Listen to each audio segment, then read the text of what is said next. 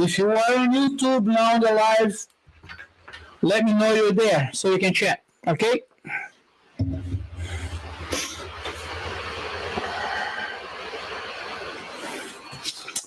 Let's go.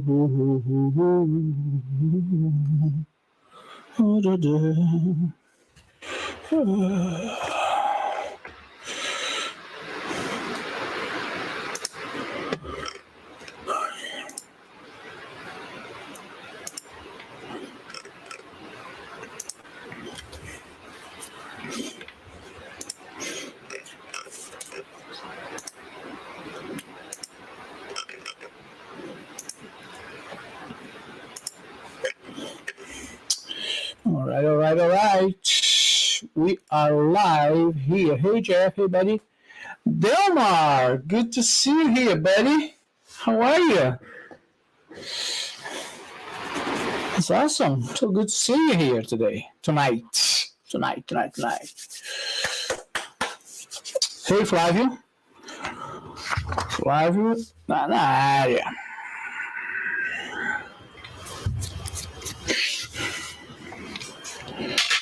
So let me see if there's anybody on Instagram. Oh, there's one person on Instagram. If you are on Instagram, they're live tonight on YouTube. We're not doing lives on Instagram anymore.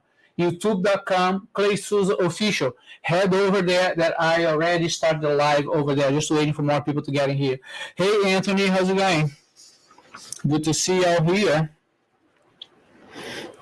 That's awesome. Danny.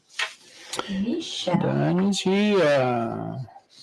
Michelle, hello, how are you? Good to see you guys here. All's well, always good. So I'm assuming you guys can hear me okay because you've been answering me. Love it. Tonight we're going to talk about the elements of every epic image you must have. We're going to talk about what's an epic image and why create those images, okay? So this is all about photography, a little bit of business, and a little bit of each, all right? I'm just going to wait a little bit more for more people to get here, and we're going to get going.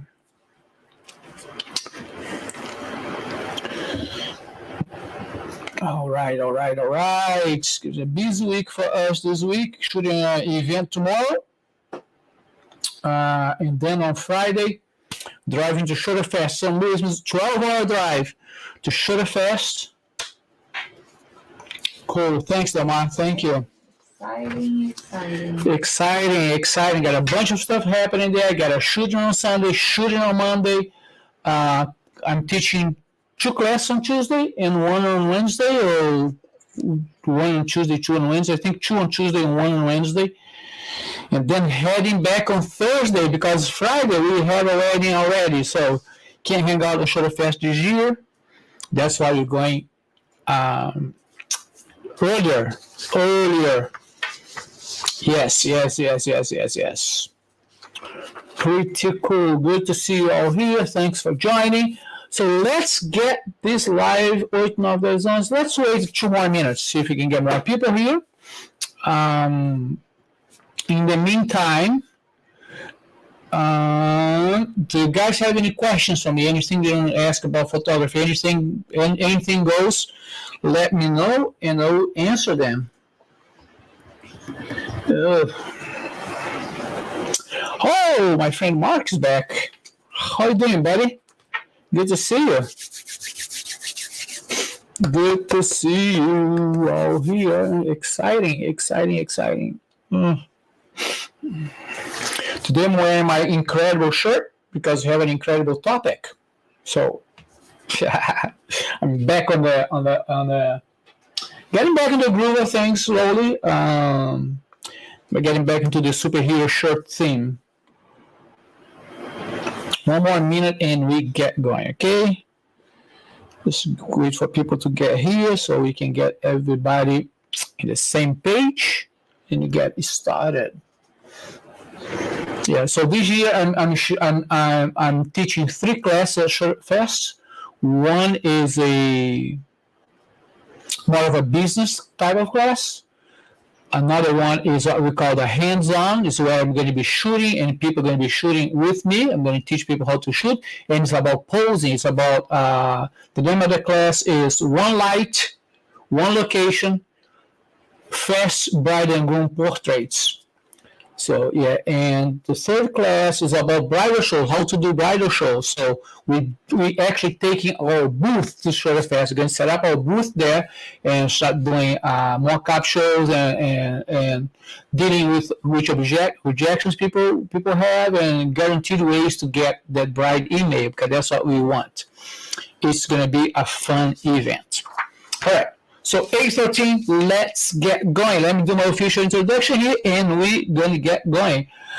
Hi, I'm Clay Souza. I'm a wedding portrait photographer in Chapel Hill, North Carolina, and you're watching 808 with Clay here on YouTube every Monday and Wednesday at 8:08 p.m. Eastern Time.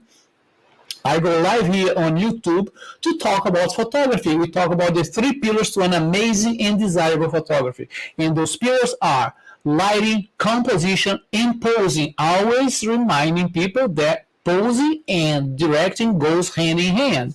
So thank you for being here. If you haven't done so, hit the subscribe button there where you get notified every time I upload content to this channel. There's a lot of content here. We also have our Instagram feed, Instagram profile, which is the same name, Clay Souza Official, where I also upload content pretty much every day.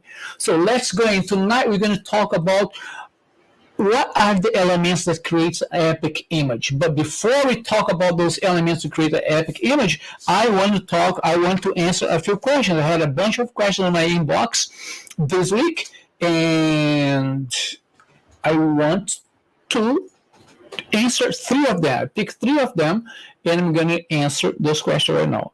Question number 1 is how to photograph multiple people and keep everybody in focus. This is a great question because every time you photograph in groups, there's always that concern to get everybody in focus, right? So key to photography, it all depends on how many people you have. If you can kind of line up, let's say you have groups, could be 3 people, 4 people, 10, 20, 50 people, right? So if you have a small group like we do on weddings, we have like bridal parties, for instance, right? We usually try to keep them lined up a little bit, but the key to this is to pay attention to your depth of field. Pay attention to your aperture. If I'm photographing a group, if I have like 1 line of people, I'm usually shooting at 3.5 or even 4 sometimes, depending on how many people I have. Now, if I have a larger group, if I have a lot of people to photograph, I usually stagger them. So you create like rows of people, then you need to pay attention to your aperture and close your aperture a little bit more to increase your depth of field. So when you're photographing more people, I'm usually at 5.6, depending on how many rows I have. And I'm usually focusing on the person in the center. In the center of, if I have 3 lines of people, I will focus the person in the center, in the middle line, in the center line. So it's all about when you photograph multiple people to get everybody in focus. It's all about the depth of field. So don't try to photograph a lot of people with wide open aperture because this is going to fail. Some people will be out of focus. So you need to increase your depth of field when you have multiple people. Okay, that's the key. So question number 2 is how to shoot in very dark locations. This is a great question for wedding photographers because most of the time we photograph weddings in dark churches, and I would say, at least here in North Carolina, most of the churches do not allow you to use flash. So we pretty much using whichever light we have in the church. And honestly, this is one of the very few times where equipment is going to make a difference. If you're shooting in very dark location, like a church, for instance, and if you shoot with a crop sensor camera, you're going to struggle a little bit because you cannot raise the ISO too much on those cameras because the sensor is a little bit smaller and it doesn't capture light as much as a full frame camera. This is probably when the equipment will make a difference. So if you are photographing in a dark venue, you want to be using a full frame camera where you have a 35mm sensor, and that sensor is capable of capturing more light. And another thing you can do, you can decrease your shutter speed to a point where you feel comfortable, to the point where you're going to shoot and not get a camera shake. Open your aperture as much as you feel comfortable. Let's say if you're shooting with a lens, it is very helpful at that point to have what you call the fast lenses that open up a lot, maybe like 1.2, 2.0, to capture more light, and your ISO will go high. This is when you're having a full frame camera, a top of line full frame camera is going to help you because now you can increase the ISO without the fear of getting too much noise. Again, if you are shooting in a dark location with a cropped frame camera, you're probably going to struggle a little bit. Okay, so then again, this is one of the few times where equipment will make a difference there. So, and the third and final question is, are mirrorless cameras worth it? Well, that's an easy answer. Yes, they are. And I'm going to speak for myself. I shoot Canon, and currently we have two mirrorless cameras, and we can see the dynamic range on that camera, and it's much better than my 5D Mark IV, for instance. 5D Mark IV, amazing camera, but the full frame, the mirrorless cameras, at least the Canon ones, they really took this to a next level as far as handling ISO and dynamic range. That's one point where they shine. We can take, we have taken pictures in very dark situations, and we are able to bring the highlights, bring the light back, and do not see a lot of noise. That is a big point. Another big highlight of the mirrorless cameras, there's two actually. One of them is the electronic viewfinder, meaning when you look at the viewfinder now is electronic, which gives you the image that you're going to get. So what you see is what you get. So as you dial your camera, as you change the settings in your camera, you're going to see the image change on your viewfinder. It's pretty much like what you see is what you get. And another very, very important feature of mirrorless cameras are the eye tracking. The eye tracking on I have two Canon EOS R6, and the eye tracking on that camera is amazing. We actually shooting less images on weddings now because we get much more, a higher number of images in focus than what we had with our Mark IV. So those three features by themselves are very, very worth it. These cameras are not that expensive compared to Mark IIIs and Mark IVs that are out there, but they absolutely go, they're amazing cameras. I'm very, very happy with my mirrorless cameras, and definitely is the way to go. And this is it for the questions. All right, so let's see if I have any comment here. Delmar said, I want to join that second class. Bridal shows are amazing. Yeah, bridal shows are good, and we're going to tell I'm going to be teaching at Shutterfest this year, next week, and one of my classes is going to be about doing bridal shows, and we're going to show all the techniques that we use to bridal shows so we can collect those leads and talk to those brides. Yeah, and also Delmar says, I think they are still have the Nikon D750 and the Nikon Z6. Yeah, mirrorless cameras are definitely the way to the future, the way to go. And Canon was very smart about the mirrorless cameras because they they create the camera. They create a whole line of lenses that are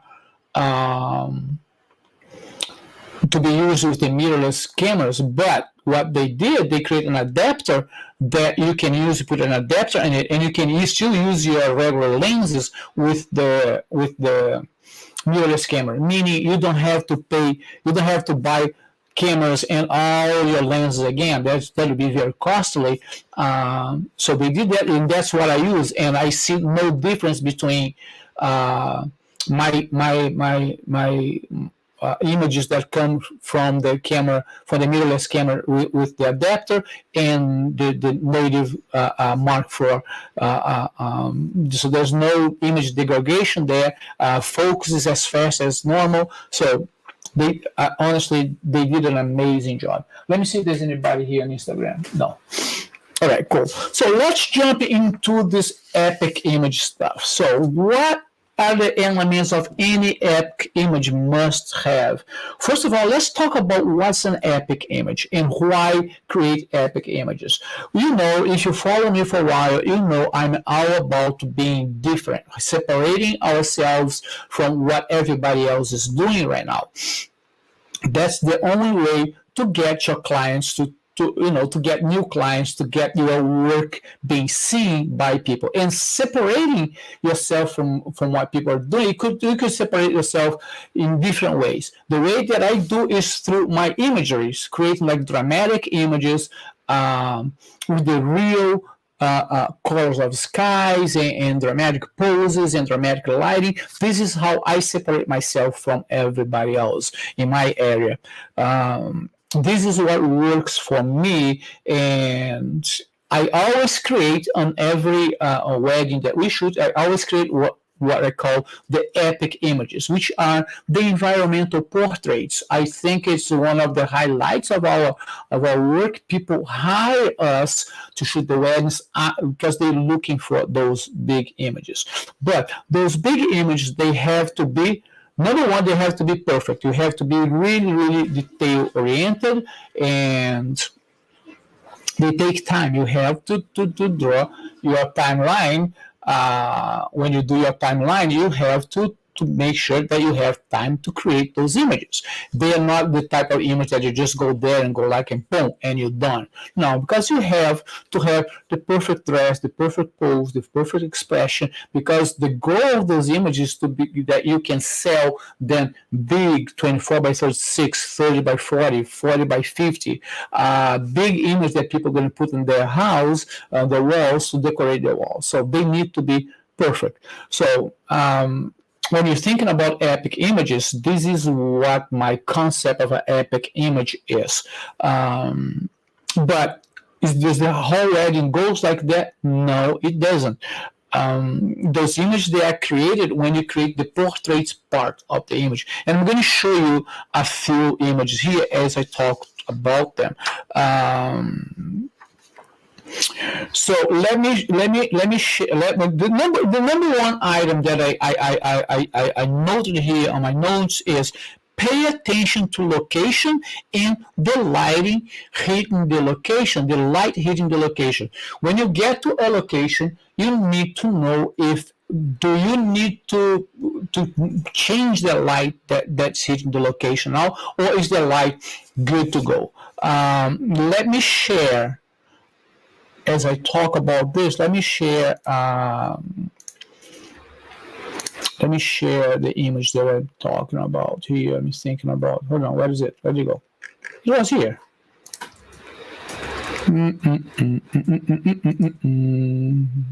Oh, all right, it is here. Share screen, blah, blah, blah. You can share a Chrome tab. Let's share. This is from our website. Let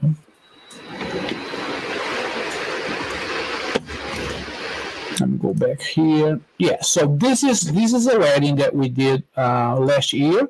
So let's talk a little bit through the image in the context of pay attention to location and the lighting hitting the location.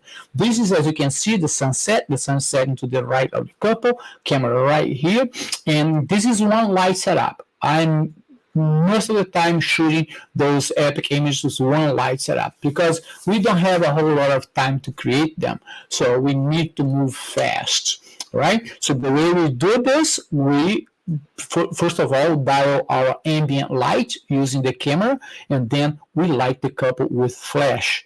Okay, in this case, we lit this strobe. But what I was talking about, pay attention to location and the lighting hitting the location.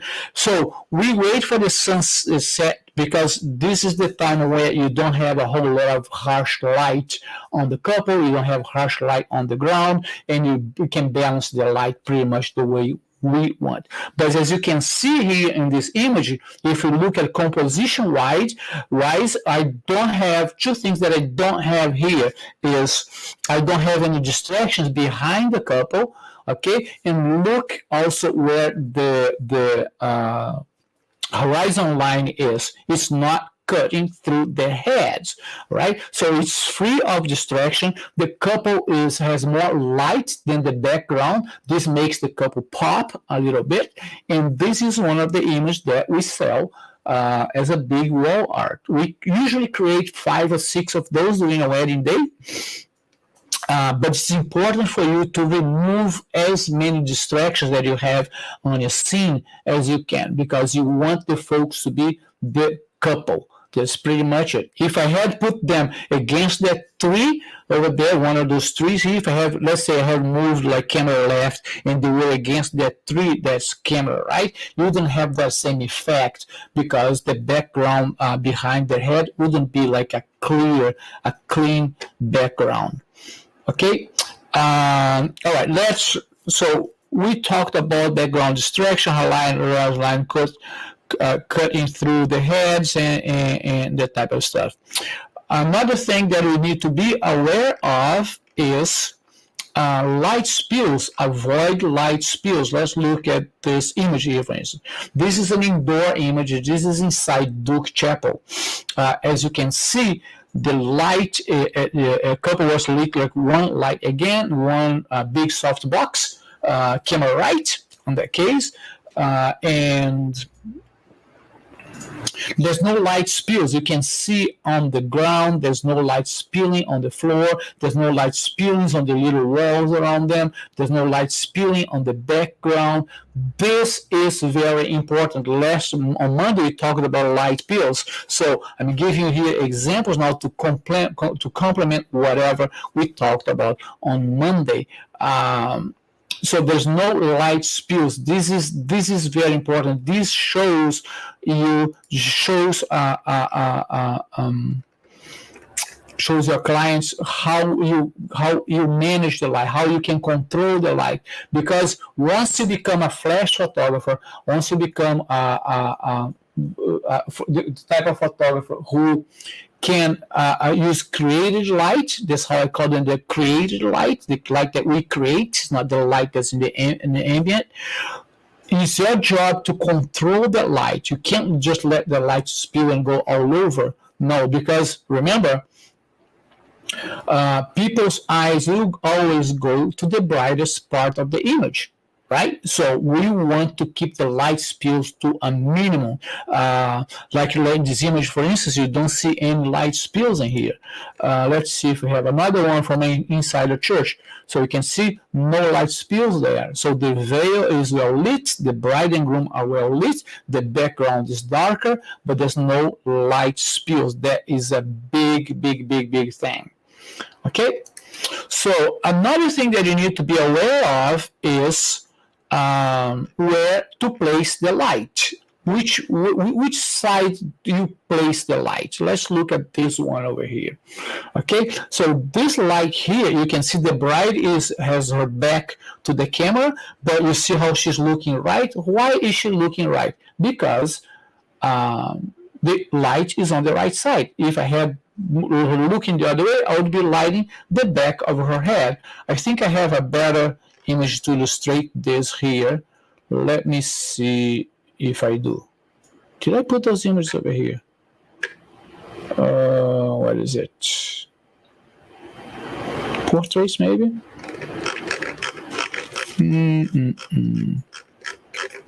Oh, I don't have those images on my website. What's happening? Interesting. Vivian imaging. All right, let's look at this one here. This one's a great example. You see she's looking camera right because the light is coming from the right. But you can see how we're controlling the light on that image so there's no light spills again. The light is right on her face. Her face is brighter than everything else. The background, we're still capturing the colors of the day. This was a high school scene that we shot in, where was it? Virginia Beach. Virginia Beach. That's right, thank you. In Virginia Beach, a few years back, and this was like, I think like 4:30 in the morning that we shot this. So the sun was rising and we captured that. But which direction you put the light, this is when lighting, posing, and composition comes together, because everything is done with a purpose. Okay, let me see if there's any question here. No questions. All right. So let me see over here if there's anything here that catches my eyes to show you. No, those are very simple images. All right, so the next one is that if you are using multiple lights, always start with one light. Okay, so when you're using multiple lights, always start with one light at a time. Don't try to start with a bunch of lights at the same time, because they're going to spill each other and you don't know how you're going to get lost which light you need to fix.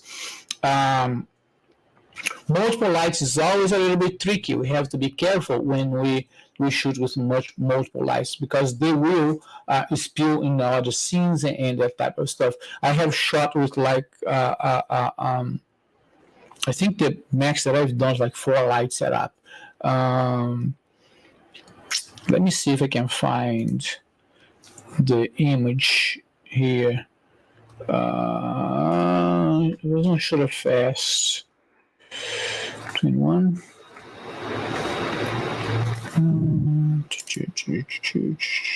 Not this one. Let me see if I can find 19.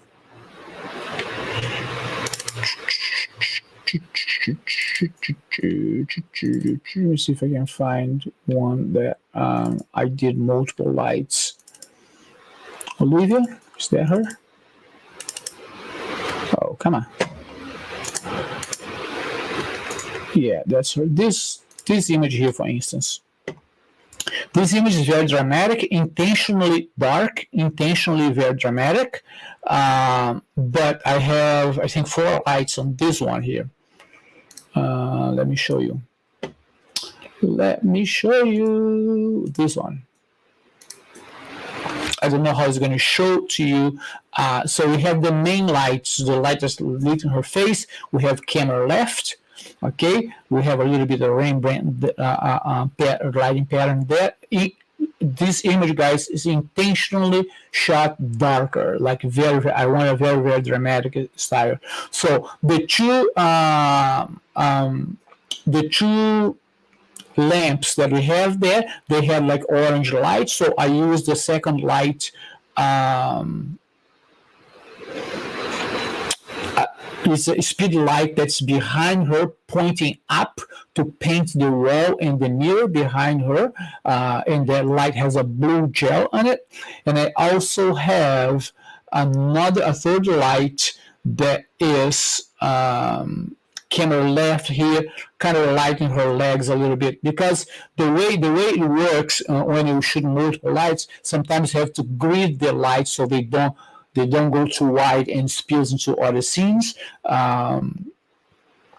and then we had so I had to grid it so her legs didn't have any lights on them. Her legs were coming up pretty dark, so I put a speed light there just to light her legs, and I have another speed light here. I'm not seeing where, but I was quite sure there was 4 lights, but probably maybe it was 3 lights set up. Yeah, so this is the type of shot that you need time to set up. It takes a long time for you to dial those lights right, to make it happen, but it's a very different image, very I would say labor intensive, because you have to, the pose needs to be on point, the amount of light needs to be on point. As I look at this image now, I would probably benefit a little bit more from light coming from camera right. But I remember this was a time on my photography where my images used to be way more dramatic than they are today. Yeah, so I at that time in my photography was very, very, very dramatic. Today I have a little bit more of a balanced style. I still create drama, but I have a little bit more balanced style. If I was shooting this image today I would probably have some light coming from camera right to feel, just a way to feel a little bit more light on her on camera right. So, but when you start doing this multiple light setup, it's important that you really, really, really pay attention to light control, how to control the light. And we have talked about that several times here in this channel, about using grids, about using softboxes, about using gridded softbox, because to avoid light spills. Okay, so let me see whatever I have here on my list. Multiple lights, which side to play, light spills, we talk, watch for background distraction, and pay attention to location and the light hitting the location. Let me go back a little bit to the which position. When you start, how do you choose which side of the subject to place the light? One of the things that I look at first is, if I'm shooting a female, which side, female with long hair, which first thing that I look at is which side they part the hair. So they part the hair this way, there's where the light's going to go. Okay, so where you have the less amount of hair, because if somebody with a long hair, and if the long hair is on this side, and if you put the light on this side, the light will hit the hair and create a shadow on the face. So I usually look at that the first indication where I'm going to put my light. If the subject parts the hair in the center, then it doesn't matter which way it's going to go. You can go each way you want to go. But looking for facial features, because everybody has asymmetric faces. So you're always looking for the best side of your subject and that type of stuff. So pay attention to those details, because when you are creating those big epic images, you are looking for perfection. You're looking for an image that has no error, there's no mistake, there's no flaws to them, so that you can hopefully be able to sell then large size images, and and increase your earnings with that. With that, all of that said, let me show this image here, because we can talk a little bit about composition. Let me show you this one here. This was a wedding in Pennsylvania that we shot last year. Share screen, Chrome tab. There you go. This image was a wedding that we shot in Pennsylvania. But I want to talk a little bit about the composition on this image, right? If you look to the camera right on the image, you have those three. That's the front of the church. I had already shot the couple there, but I wanted to create something a little bit different. That's why I went to the corner of the church, because that creates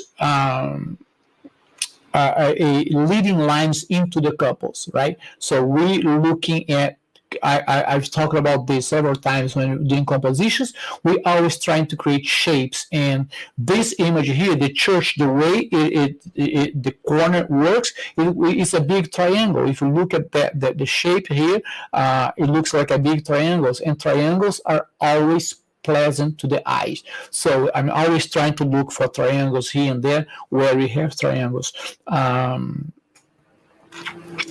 This chapel was very, very tall. I was pretty much, this was a really hard image to shoot because this was a very busy street. There was a lot of shop cleaning up cars that were parked in there, and this was a very busy street. So I was pretty much like I was jump out, take a shot, go back, and cars would go by. I would jump out, take a shot again. I wasn't getting anything that was really like cool because, like I said, it's a those type of image, they need to be perfect. So, and there was always something that wasn't right because I didn't have time to create until this good soul, this woman came in a car and she saw me struggling, like jump in and out. You know, she stopped the traffic and said, she popped her head outside of the window and said, "Do your thing. I'll hold the traffic here for you." I said, "Oh, thank God." And so I went there and did as fast as I could. So posed the couple pretty quick. Danny was with me, and Danny was helping me to pose the couple. And so I created the composition and we create this image. But as you can see, we create this image on this angle because we have triangles, we have leading lines comes in with the sidewalks work as leading lines coming into the couple. One softbox, camera left, so that's why they look into the left where the light source is. Okay.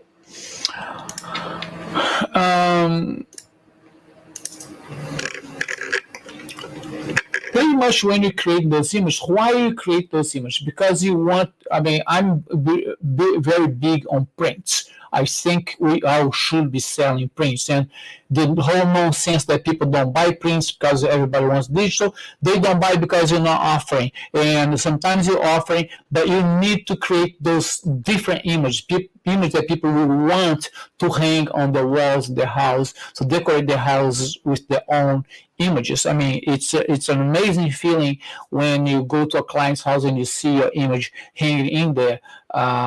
It's really cool, but you have to have the imagery. You can't just expect that you're going to shoot a close-up face. Let's say nobody's going to put I mean, I'm not going to say nobody, some people will. Nobody, but most people will not put like a 50 by 60 big image of their faces in there. So if you're going to go to create those epic images, you have to have the equipment, you have to have a wide angle lenses. In my case, I use a Canon 11-24 f4, and most of the time you shooting at 11 millimeters to get the widest shot that I can get. And when you do this type of things, you have to, it will take time to get used to it because the subject's not as big in the frame, that type of stuff. But believe me, this is what sells. This is why people hire us to do those type of images for them. So if it is something that you guys are interested in, hit me up, DM me on Instagram, and we can talk a little bit more about it. Okay, so, oh my goodness, 8:45 already. Do you guys have any questions for me? Let me know here in the comments if you have any questions. Gosh. All right, so no questions. Okay, so no question. That's all right. We will then. This is everything that I have to talk tonight. This is all I had to talk about. Keep in mind that on Monday I'm going to be at Shutterfest. I may come up live on Instagram a few times during the day. I'm doing like a shooting on Monday, like at 10 in the morning. It's going to be a very epic location, and I want to bring you guys into it. If you guys want to keep an eye on my Instagram feed, I will probably go live from that shooting. Always remember that St. Louis is 1 hour is Central Time, so 1 hour before us, and so 10 o'clock there's going to be 11 o'clock here on the Eastern Time. So so keep an eye on Instagram, because I'm going to keep coming live a few times a day. I don't know if I'm going to be able to do 808 because I have a few shootings set up. There's a lot happening there, but I will definitely be coming up live on Instagram at the point, because it's much easier than go live here on YouTube, to show you what's happening, what we're doing on Shooterfest, and give you a little bit of the feeling of what this amazing conference is. All right. So Jeff is going to be with me in Shooterfest. It's going to be his first Shooterfest, and I hope that he likes it a lot and keeps going back. Apparently he has like a bunch of shoots lined up already. This is a great conference to build your portfolio, to hook up with other photographers. It's definitely one of the best, if not the best, photography conference in this country right now.